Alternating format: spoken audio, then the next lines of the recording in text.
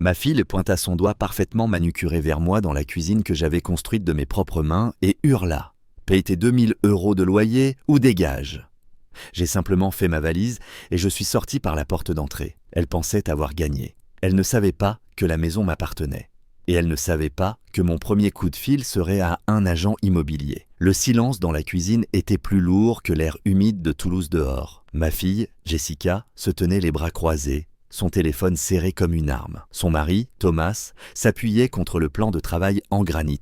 Un plan de travail que j'avais installé moi-même, arborant un sourire narquois qui n'atteignait pas ses yeux. Il était l'architecte de cette embuscade. Je le sentais bien. « C'est simple, François », dit Thomas en glissant un tableau Excel sur l'îlot central.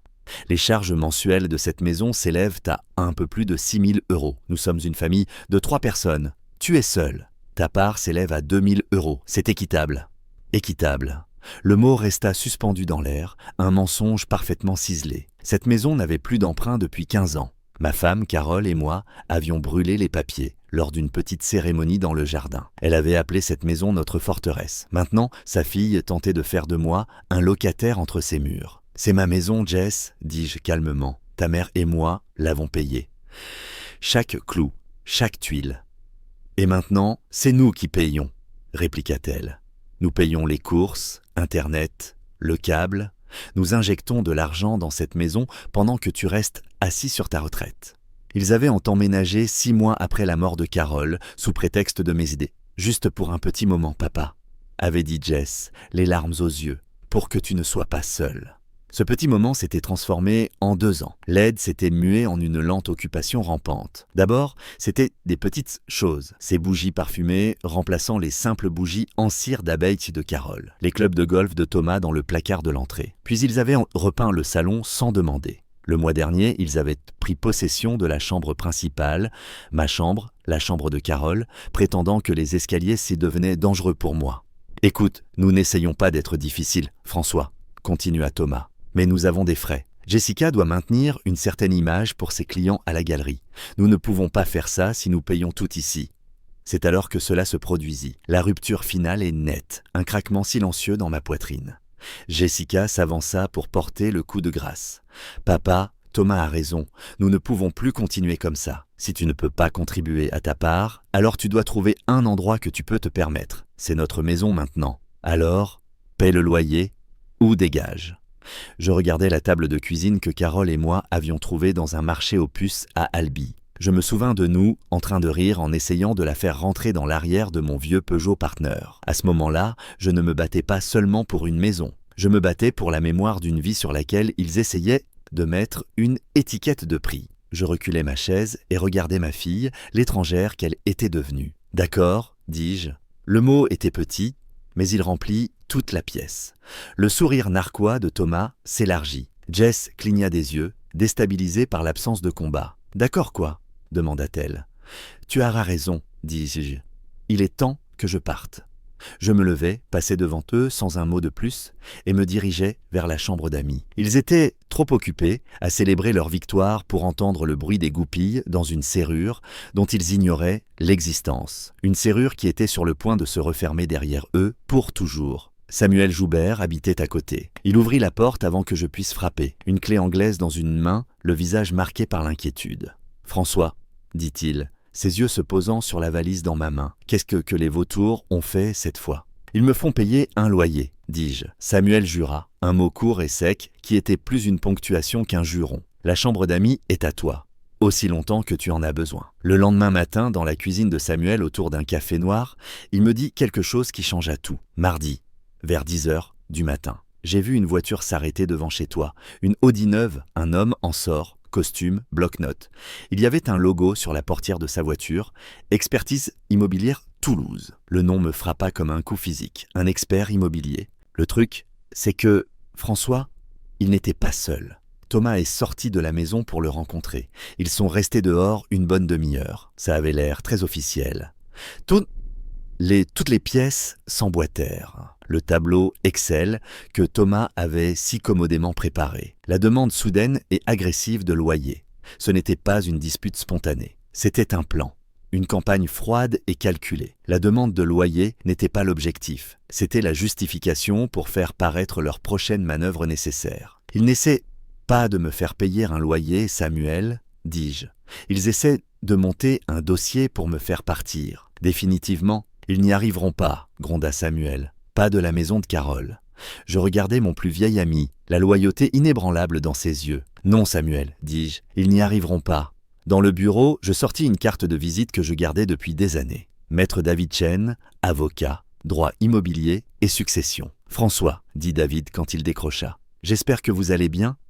Je lui exposai tout, l'invasion lente de ma maison, la demande de loyer, l'expert immobilier. Il écouta sans m'interrompre. « François, dit-il finalement, je consulte les registres fonciers de Haute-Garonne en ce moment même. La maison est à vous, libre de toute hypothèque. Votre fille n'a pas plus le droit légal de vous réclamer un loyer que le facteur. Alors elle ne peut pas me forcer à partir. Légalement, absolument pas. Mais ce n'est pas ce qu'ils font, n'est-ce pas? C'est une campagne d'usure. Ils essaient de rendre votre vie si inconfortable que vous cédiez juste pour avoir la paix.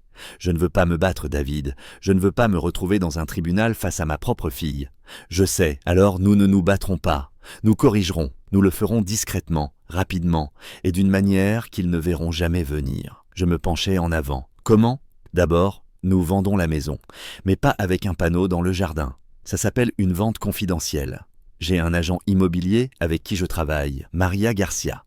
Elle peut faire visiter, expertiser et vendre cette maison avant même que Jessica ne s'en aperçoive. Vendu, le mot fut un choc, mais aussi une libération. Le produit de la vente ira directement dans une fiducie irrévocable. Nous l'appellerons la fiducie Carole Miller. Vous en serez le bénéficiaire unique à vie, ce qui signifie que vous pourrez en tirer un revenu. Mais l'argent lui-même appartiendra à la fiducie, pas à vous.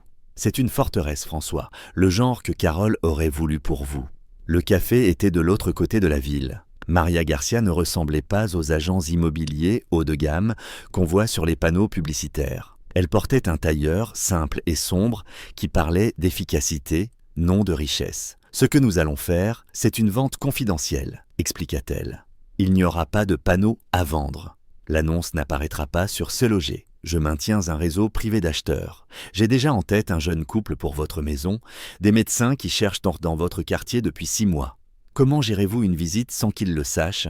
Une seule visite privée. Nous entrerons et sortirons en moins d'1 heure. Oui, ma réputation dépend de ma discrétion, François. Je signai le mandat de vente. Alors, rendons cela officiel. Quelques jours plus tard, mon téléphone vibra avec le nom de Jessica. Je laissai sonner 2 fois avant de répondre. « Papa ?» Sa voix était du miel chaud, un ton épais et doux qu'elle n'avait pas utilisé avec moi depuis des années. J'ai trouvé quelque chose qui pourrait t'intéresser. C'est un endroit merveilleux qui s'appelle les Jardins du Bien-être. C'est plutôt comme une résidence de standing. Ils ont un petit parcours de golf 9 trous et une piscine chauffée de balnéothérapie. Samedi, c'était le jour où Maria espérait faire sa visite. Il ne me poussait pas seulement dehors, il construisait déjà ma prochaine prison.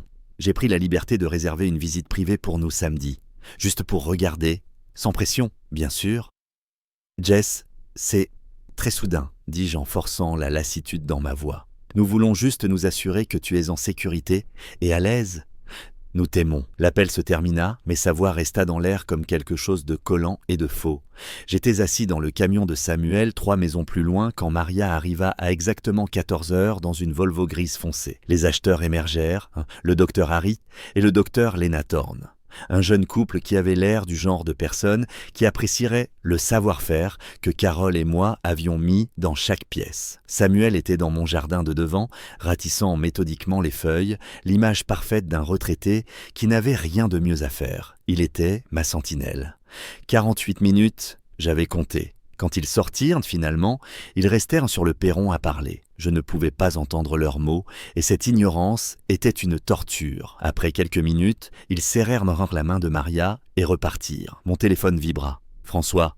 La voix de Maria portait une excitation étroitement contenue. « Ils ont adoré. Ils voient la qualité. Ils sondent l'histoire. Ont-ils fait une offre ?» Il y eut une pause parfaitement calculée. François, ils ne veulent pas risquer une guerre d'enchères. Ils ont fait une offre au comptant, 940 000 €. Et ils sont prêts à renoncer à l'expertise et à signer dans 10 jours.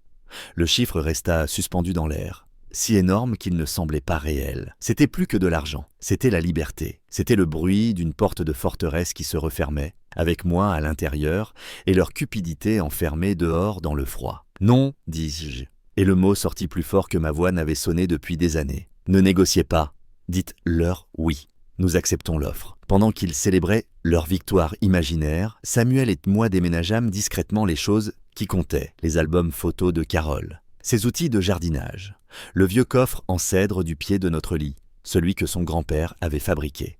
Je ne déménageais pas seulement des objets, je sauvais les derniers morceaux de notre vie commune, d'un futur où il ne serait rien de plus que du désordre dans le monde parfaitement orchestré de Jessica et Thomas. Ce soir-là, en triant de vieux papiers dans la chambre d'amis de Samuel, je trouvai un dossier oublié étiqueté « Carte urgence » de l'écriture de Carole. À l'intérieur se trouvait un relevé de carte de crédit qui me coupa le souffle. Les soldes dépassaient les 12 000 €. Ce n'était pas une liste d'urgence, c'était un registre de leur vie, restaurants chers, boutiques, week-ends, spa. Ils avaient utilisé cette carte d'urgence comme leur caisse noire personnelle pendant des années. Je repensais à 6 mois plus tôt, quand Jessica m'avait pleuré ses difficultés à payer une réparation de voiture. Je lui avais donné 500 € de mes propres économies. 2 jours plus tard, selon le relevé, elle avait dépensé 375 € au spa Sérénité.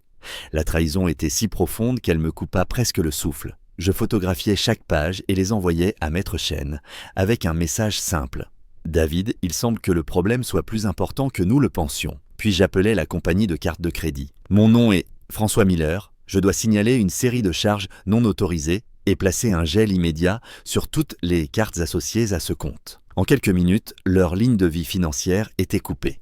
La salle de conférence de l'étude notariale semblait conçue pour absorber l'émotion. Je m'assis avec Maître Chêne, d'un côté de la table polie, les tornes de l'autre. Quand ce fut mon tour, je pris le stylo. Il me parut léger dans ma main, non plus une arme, mais un outil. Je signai mon nom, François Miller. L'encre était sombre et définitive contre le papier blanc immaculé. Ce n'était pas la signature tremblante d'un vieil homme confus. C'était la signature ferme et confiante d'un homme qui savait exactement ce qu'il faisait. C'était fait, non pas avec un cri, non pas avec un combat, mais avec le baiser silencieux de l'encre sur le papier. Samuel me raconta plus tard, autour d'un café. C'était un mardi matin quand une voiture de la gendarmerie s'arrêta discrètement le long du trottoir. Une femme en costume d'affaires en sortit, la représentante de Sterling Gestion Immobilière. Jessica ouvrit la porte avec une tasse de café et un sourire paresseux et satisfait. « Je peux vous aider ?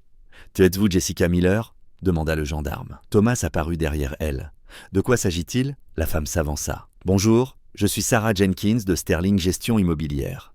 Nous représentons les nouveaux propriétaires de cette propriété. » Le changement dans leurs expressions était quelque chose à voir. Le sourire de Jessica ne s'effaça pas simplement, il s'effondra. « Nouveau propriétaire » dit Thomas. « Je pense que vous vous trompez d'adresse. C'est la maison de mon beau-père. » « Plus maintenant, monsieur, » dit Madame Jenkins en sortant un document. « La propriété a été vendue hier. Je suis ici pour vous remettre un préavis officiel de 30 jours pour libérer les lieux. » Jessica resta simplement là, son visage se vidant de ses couleurs. « Vendu » murmura-t-elle. « C'est impossible. » Thomas retrouva son aplomb dans la colère. « C'est de la folie. Notre père est un homme âgé. Il a dû être manipulé. »« Monsieur, » dit le gendarme, « nous avons une copie de l'acte de transfert enregistré. Monsieur Miller était présent à la signature, était représenté par son propre conseil juridique et a été jugé sain d'esprit. La vente est légale, définitive et contraignante. » Chaque mot était un clou dans le cercueil de leur réalité. L'appel arriva à 15h15 cet après-midi-là. « Qu'est-ce que tu as fait ?» La voix de Jessica était un cri dépouillé de toute sa douceur travaillée. « Il y a des gens ici, un gendarme. Ils nous disent de partir. » Je pris une lente inspiration, regardant le jardin de Samuel. « Il n'y a pas eu d'erreur, Jess. »« De quoi tu parles ? C'est notre maison. »« Non, dis-je calmement, ce n'est plus votre maison. »« Je ne comprends pas. Tu ne peux pas juste la vendre. »« Jess, dis-je, laissant ma voix porter le poids de 2 années d'observation silencieuse. Je suis un peu confus. Je pensais que c'était exactement ce que tu voulais. De quoi tu parles ? » Puis je livrai la réplique que j'avais répétée. Je lui rendis ses propres mots, polis et aiguisés. « Tu t'es tenu dans ma cuisine et tu m'as donné un choix. Tu as dit « paie le loyer ou dégage ». Eh bien, Jess, je suis un homme de moyens simples. Je ne pouvais pas me permettre les 2000 € par mois que tu me réclamais pour vivre dans ma propre maison. Alors, j'ai fait ce que tu m'as dit de faire. Je suis parti. Je marquai une pause, laissant le silence s'étirer. Je viens juste de emporter ma maison avec moi. Une voix différente prit la ligne, celle de Thomas, pleine de rage bravache. « Tu te crois malin, vieux fou ? Nous allons te poursuivre. Nous contesterons la vente. Nous dirons au tribunal que tu es incompétent. » Les menaces étaient si prévisibles, si creuses. Je déployais l'arme qu'il ne savait pas que j'avais. « Tu peux certainement essayer, Thomas, » dis-je, ma voix descendant à l'acier. « Et quand tu le feras, mon avocat sera plus que heureux de présenter au tribunal quelques éléments. Premièrement, les résultats de ma récente évaluation de capacité mentale que j'ai passée haut la main. Et deuxièmement, je laissai la pause s'installer. Il présentera 12 années de relevé de notre petite carte de crédit d'urgence. Il s'intéresse particulièrement aux charges du spa Sérénité, Thomas. Elles correspondent parfaitement au moment où Jessica me pleurait que vous ne pouviez pas vous permettre de réparer la voiture. Je crois que le terme juridique pour cela, c'est escroquerie. Le silence qui suivit fut absolu. Jessica était de retour au téléphone, sa voix complètement différente, un gémissement mince et brisé. « Papa, s'il te plaît… » Il était trop tard pour « s'il te plaît ». « C'est fini, Jessica » dis-je, ma voix dénuée d'émotion. « Tu voulais que je disparaisse de ta vie, tu as ton souhait. Quant à votre nouvelle situation de logement, je crois que les nouveaux propriétaires s'attendent à recevoir le loyer. Vous avez 72 heures avant qu'ils changent les serrures. » Je terminai l'appel d'une simple pression du doigt. Dans le silence profond qui suivit, je me sentis enfin, vraiment, libre. Une semaine plus tard, je m'assis dans le bureau de Maître Chêne, tandis qu'il glissait un épais dossier relié en cuir sur la table. Le lettrage doré était simple et élégant. La fondation Carol Miller. « C'est la dernière pièce, François. Une fois que vous signez ceci, les fonds de la vente sont définitivement transférés. Il n'y a pas de retour en arrière. » Je regardai le dossier, mais ce que je vis fut le visage de Carole. Ses mains dans le jardin, le regard dans ses yeux le jour où nous avions brûlé les papiers de l'emprunt. La déclaration de mission était simple. Fournir des bourses et des subventions d'outillage pour les étudiants entrant dans les lycées professionnels du Midi-Pyrénées, honorant la dignité de travailler de ses mains. Je pris le stylo. Il me parut léger maintenant. Non plus une arme, mais un outil pour construire. En signant mon nom, je ne pensais pas aux cris paniqués de Jessica ou à la défaite de Thomas. Je pensais à un gamin que je ne rencontrerais jamais, recevant une lettre par la poste disant que quelqu'un croyait en lui. Je transformais le moment le plus laid de ma famille en l'opportunité la plus brillante de quelqu'un d'autre. Je repoussai le document signé sur la table. Une paix profonde et inébranlable s'installa sur moi. Ce n'était pas le frisson de la victoire. C'était quelque chose de plus profond, le sentiment d'une dette payée à la mémoire de la femme que j'aimais. « Carole serait fière, François », dit David. Je regardai par la fenêtre le vaste ciel de France, et pour la première fois en 2 longues années, je sentis la chaleur du soleil sur mon visage. Je pense, dis-je, un petit sourire atteignant finalement mes lèvres, qu'elle l'est déjà. La vraie famille se construit sur le respect mutuel, non sur un sentiment d'avoir droit à tout de façon unilatérale. Quand votre amour est traité comme une ressource à dépenser, établir des limites fermes et silencieuses est essentiel. Il ne s'agit pas de vengeance, mais de préserver votre dignité et d'enseigner que les conséquences sont un héritage plus précieux qu'une richesse non méritée.